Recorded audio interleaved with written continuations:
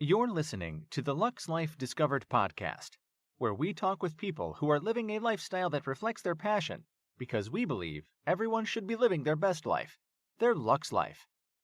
The show is hosted by Rick Steiner with Steiner Event Group, a premier national event planning company, and co-hosted by Shannon Richmond, the Vice President of the Panama City Beach Chamber of Commerce. If you are watching on YouTube, be sure to hit the subscribe button and the bell to get notifications of future episodes. The show is produced by 30A Media and is broadcast on your favorite podcast outlets, as well as YouTube, Roku TV, Amazon Fire TVs, and other major brand smart TVs. Hello, I'm Rick Steiner. Welcome to Lux Life Discovered. Our guest today is Jared Herzog. Well, everybody knows him locally because he's a great musician. And so we're glad to have you on the podcast because you're actually kicking off 2024 for us. Yes. Am I really? Yes. Okay, yes. Awesome. I love it. Well, thank you guys for having me. I appreciate Well, it. I thought we'd start with the best and then let everybody else follow. I don't know about that. You got to end it on a bang. So we'll That's see true. who comes around next year. All right, so tell me, okay, I know if you live in 38 area and go to North Beach, go to Hotel Effie, they're going to hear, or Red Farm, they're going to hear you Yeah. play. Oh yeah. So tell us a little about how you got started with locally and how it all began for you. Okay, so I kind of got started into doing music full time. I was a senior in college, and after I had graduated my senior year, I did the honorable thing. I moved back in with my parents, but not really because I wanted to, but because the pandemic. Yeah. I graduated straight into the pandemic. I couldn't get a job anywhere, and I remember sitting with my dad and saying, "Dad, I don't know. I had applied for over 50 positions, marketing positions, and I couldn't land a single job." And so I said, "Well, what am I going to do?" Maybe a week later, I got a call from a restaurant down the road from here in Seagrove, and they offered me a 5-night residency to play music. And that was the first time in my life that I realized you didn't have to be selling out crowds of 40,000 people to make a living doing music and do it full time. And so I started out like that, and for a while I was exclusive to that restaurant. I was in a non-compete clause with them. But after about a year, they released me from that, and I started playing in the area. Started picking up a few gigs at different restaurants, and yeah. And then I moved to Nashville for a year. Played up there on Broadway 5 nights a week. Kind of got my chops doing that, and then moved back here and put my name out there. And I just got really fortunate to land a bunch of really good gigs. And now the restaurant is thinking, why didn't we get rid of the non-compete? Yeah, seriously. So let's go back to a little bit. I've never thought about it. Graduating college, Mm-hmm. right when the pandemic hit. Oh yeah. Of course, we've all been through it, but still, I can't imagine being just out of college, ready to start your career, and then everything's put on hold. Yeah, it was nuts. Well, and of course, and I know something that we're going to get into later on in the interview is my time on The Voice. Right. Well, that put everything at a dead halt, And so as soon as I started, really gaining these opportunities, everything was canceled. And then I graduated, and then it went from 100 to 0 very, very quick for me. So it was definitely a shock. It was a huge shock. Yeah. So This is not what I planned. no, not at all, man, not at all. Finally get away from the parents, and all of a sudden I know. we have more time together than I thought. Oh yeah, I don't think they minded too much. No, I'm sure they didn't. That's funny. So then, tell us about The Voice. How did that come about? Well, I was dating a girl in college, and we were poor, because we're college students, full-time college students. Both of us were athletes, and so we couldn't afford to get each other a Valentine's Day gift. Well, I was going up to Lee University in Cleveland, Tennessee, so I was 2 hours from Chattanooga, and she said, "Well, they're hosting cattle call auditions in Nashville, and, can you do that as my Valentine's Day gift?" I said, "Sure." So I went up there really not expecting anything, and then it turned out really great. Yeah, it turned out really great. A bunch of auditions later, and got to work with John Legend and Usher. Yeah, Okay. so it was cool. It was a great time. Yeah. And that's an experience that who gets that opportunity? Very few. Yeah, no, it was. I was very blessed to have been able to work with some, legends of the music industry for sure. So. Well, and you and I, when we talked initially about you being on the podcast, we intentionally did not talk about a lot of things because we wanted to save it for the podcast. So Yeah, you know, we're just getting to know each other. yes, there's been a whole multitude of like times I wanted to text you and ask you about something. Yeah. Like, oh, just wait. I love it. I love it. But yeah, so and then you brought this just a minute ago. After the voice, so there's been a whole series of doors that have opened for you. Mhm. That is it attributed to the voice, or I would do you definitely think it's maybe it's confidence you gained from the voice? both. Yeah, no, absolutely both. You know, of course, being able to have that on your resume, I guess per se, got my foot through the door for a lot of venues, and especially when I went to Nashville. My main gig was Old Red, which was Blake Okay, Shelton's yeah, spot, yeah. and Blake was one of the coaches that turned for me. So I guess whenever they passed through everything, they noticed that, and they're like, "Oh, put him in," you know. So I landed a really nice 3-night residency up there with them. But of course, it also gave me a confidence, you know, to I guess put myself out there more often and be more comfortable in front of people. So yeah, no, I mean, it did a lot for me. I wouldn't say that any one major opportunity necessarily came from it, but a lot of foot in the doors, and then you know, of course, like anything in life, you can get your foot in the door, but you got to push the door Right. open from there. You know, so a lot of grinding, putting the You have to be nose to the prepared for the grindstone. opportunities when the door opens. Absolutely, absolutely. I know a lot of people are like, you know, when it happens, I'll be ready. And it's like, well, if you're not preparing Nope. now, it's going to be too late when that comes along. You got to prepare for the sometimes. harvest, man. Yeah, that's absolutely. true. Well, good. So, where did your love for performing come from? I mean, it's one thing to have the talent, but to be able to get up in front of people and be able to, you know, showcase that talent is a whole different story. Yeah, I was born and raised in the church. My mom was the worship pastor of our church whenever I was growing up, and then she stuck me in about every single choir you could ever imagine. And of course, being the one of the directors of all music in the community for a lot of events, being her son, she forced me to try out for about every single solo you could ever get. And so I just, I don't know, by the age of 3 or 4, I was harmonizing with her in the car and singing every single second of my life. And you know, of course, I went to Niceville High School, and I was in their top ensemble. I was first chair tenor in the all-state reading course and all that stuff. I was very actually involved in my classical music more than I was any kind of contemporary or secular music that you hear on the radio. I was fully traditionally trained, and that was my passion.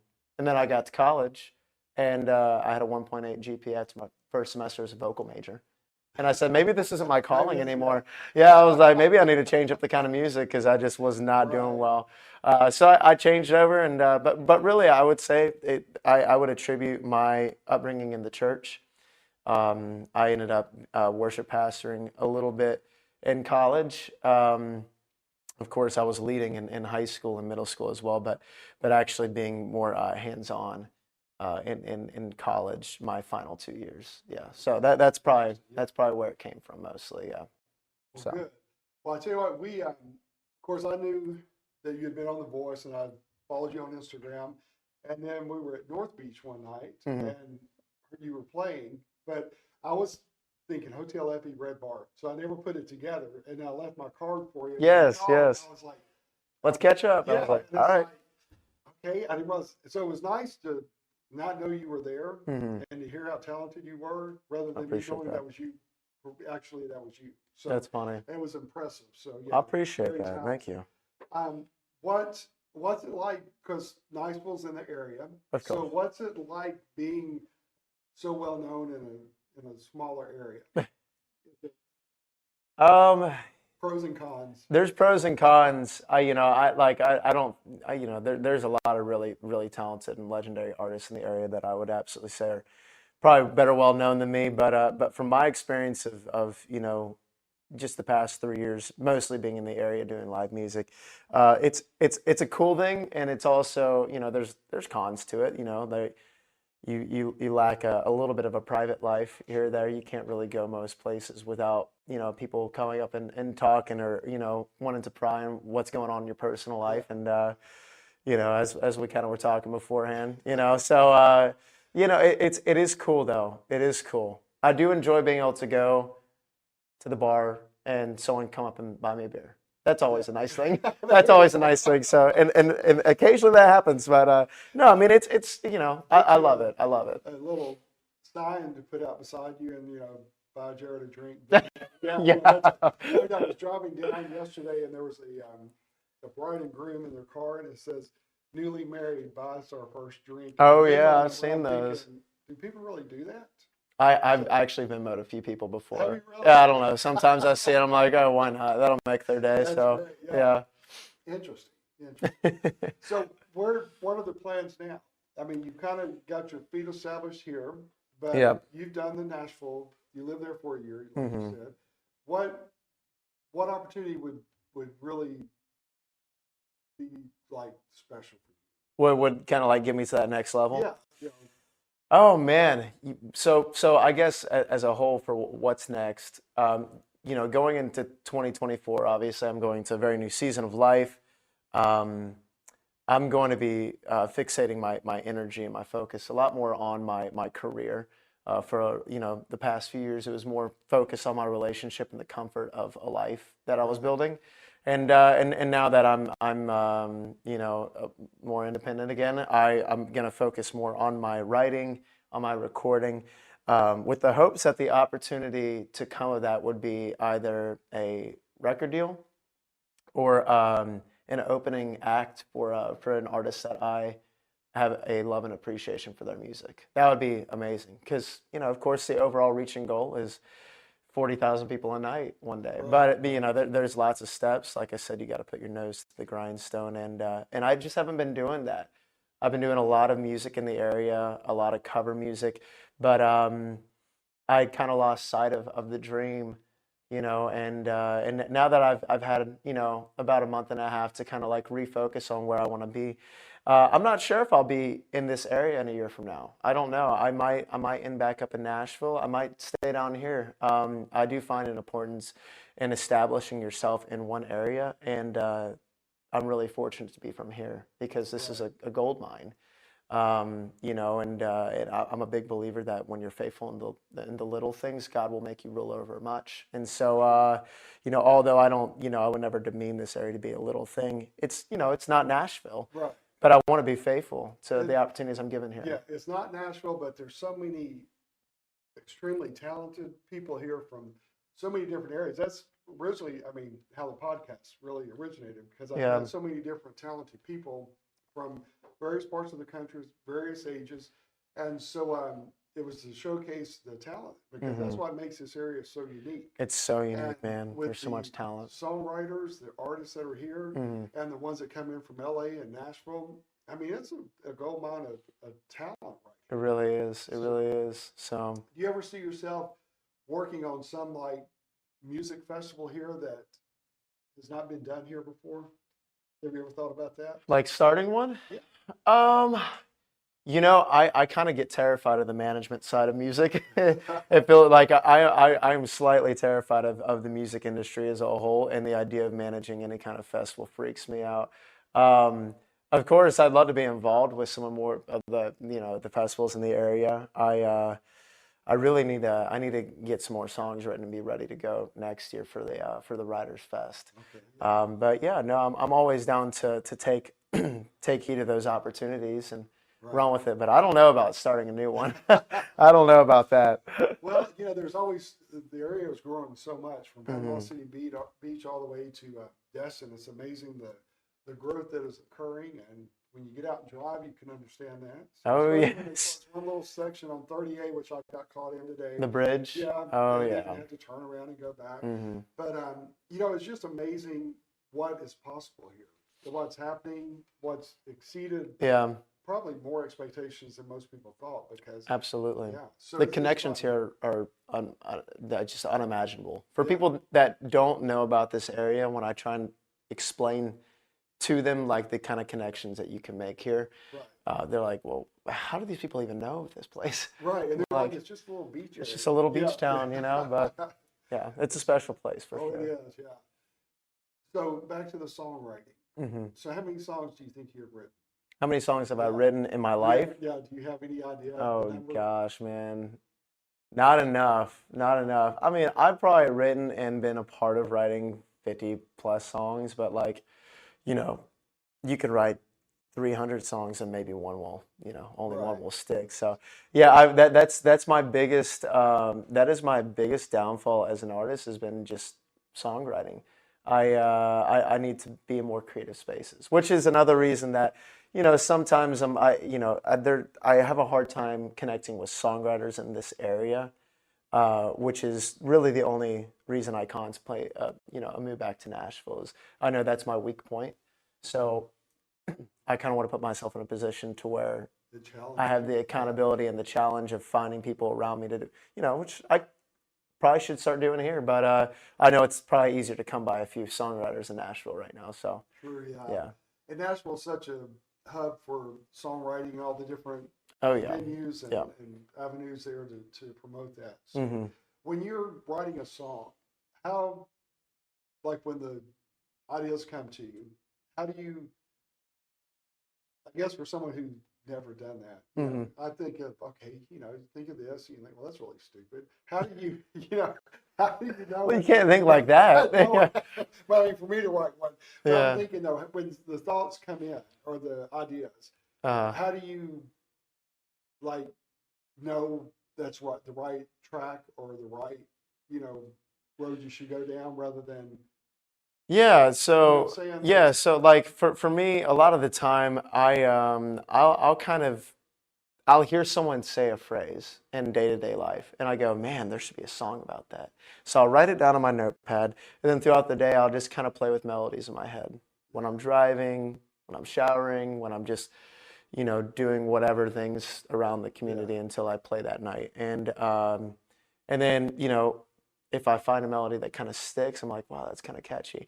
I'll sit down with that phrase and then I'll just kind of see where the train takes me.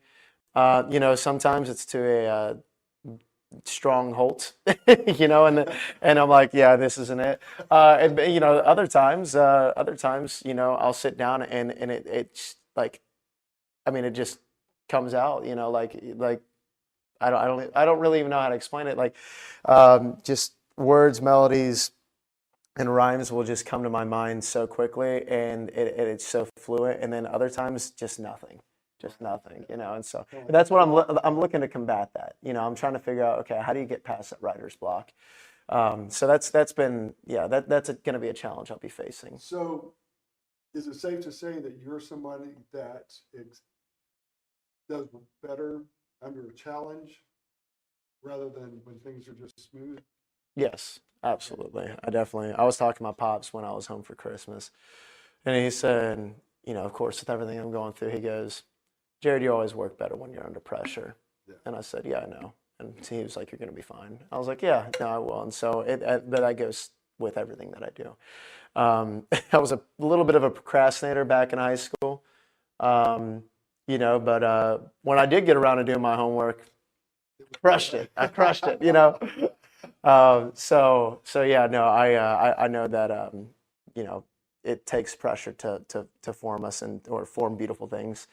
And so sometimes, these moments where I feel like life is really weighing on me, and I'm feeling a lot of different kinds of emotions, that's the time that I need to, really let it press into me and then see what comes out of it, Because a lot of times that will crush some people, but there's some that, that's like, okay, this is like the starting point, Absolutely. and, Absolutely. and that's what separates the creative people from those who don't have that creativity. Yeah.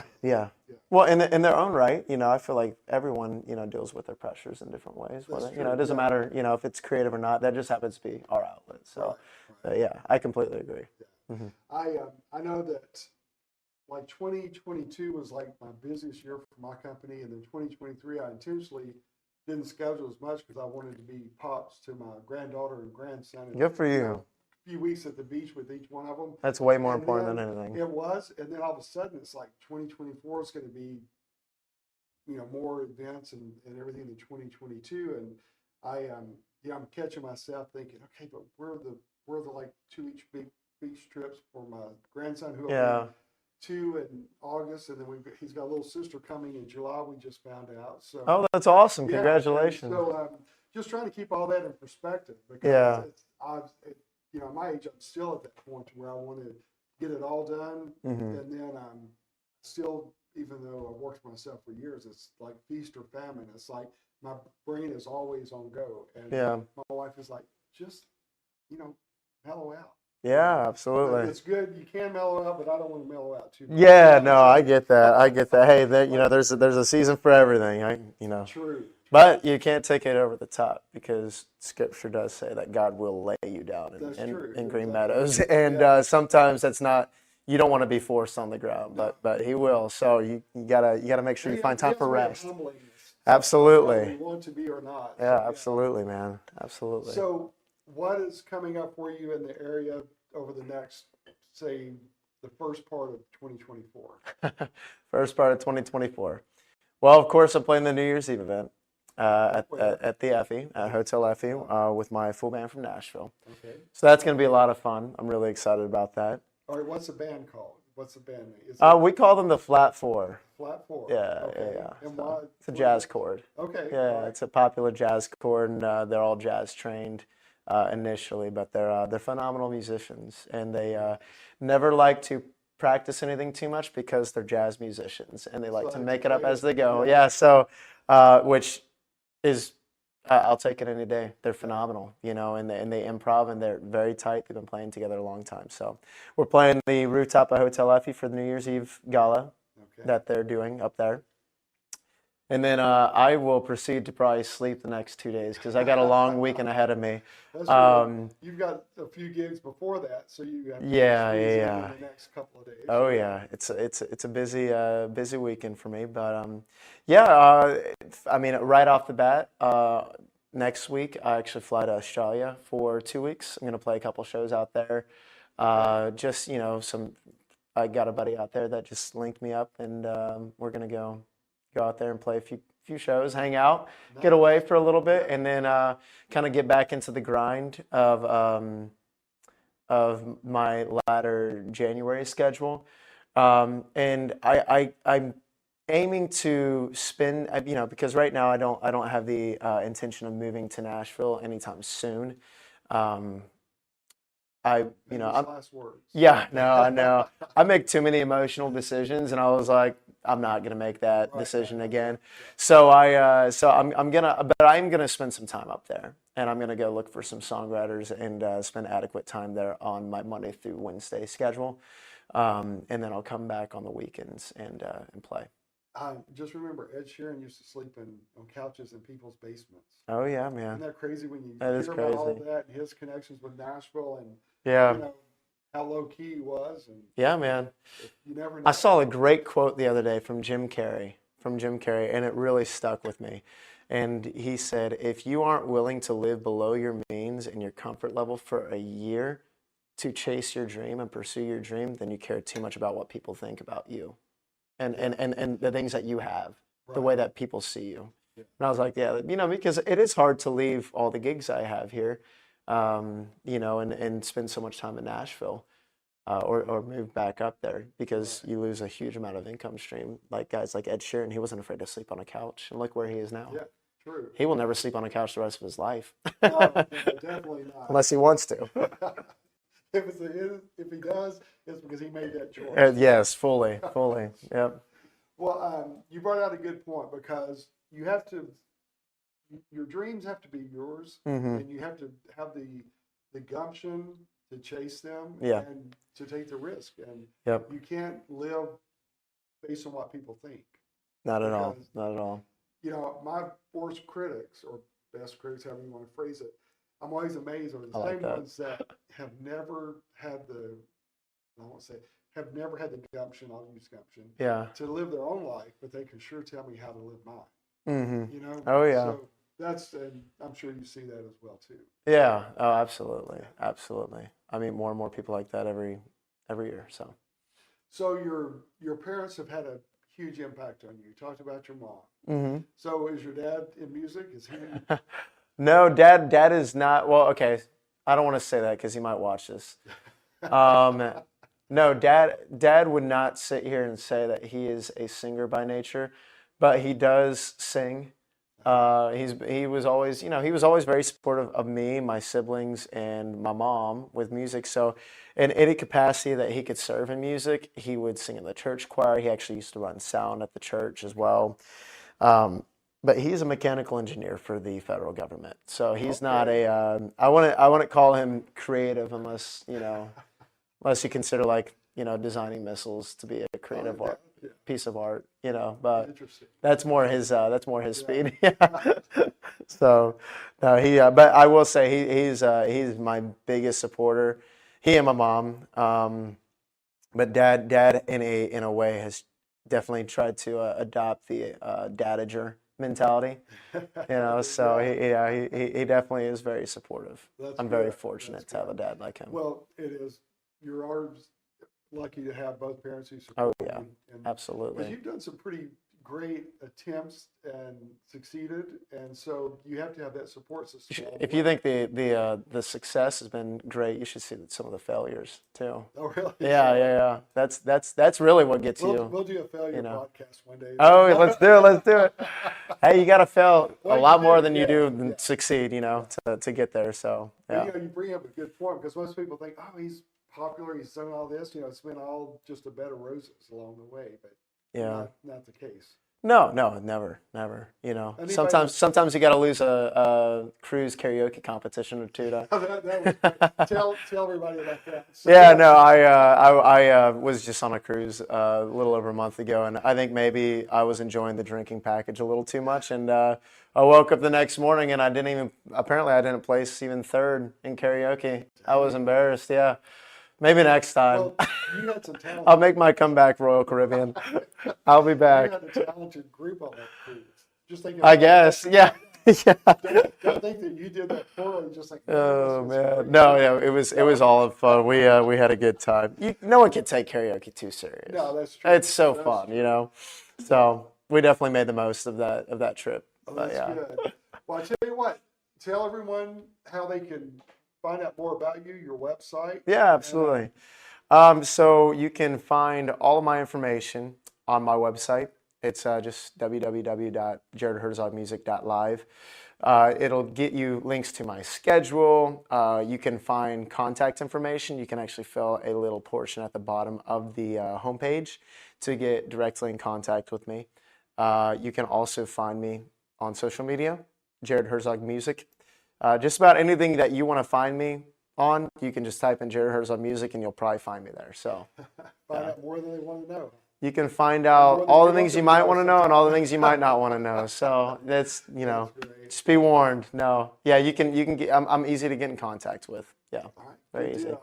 Well, thanks for being on the podcast. Absolutely, today. It's man. a good way to kick off 2024. You're a sharp young man, and I'm it. glad you took the time to be with us. Thank you for having me. I really enjoyed it. All right, that wraps up our episode of Lux Life Discovered. We will see you next time. Thank you. Check out Lux Life Discovered on Facebook and Instagram and on 30a.tv. See you next time on Lux Life Discovered.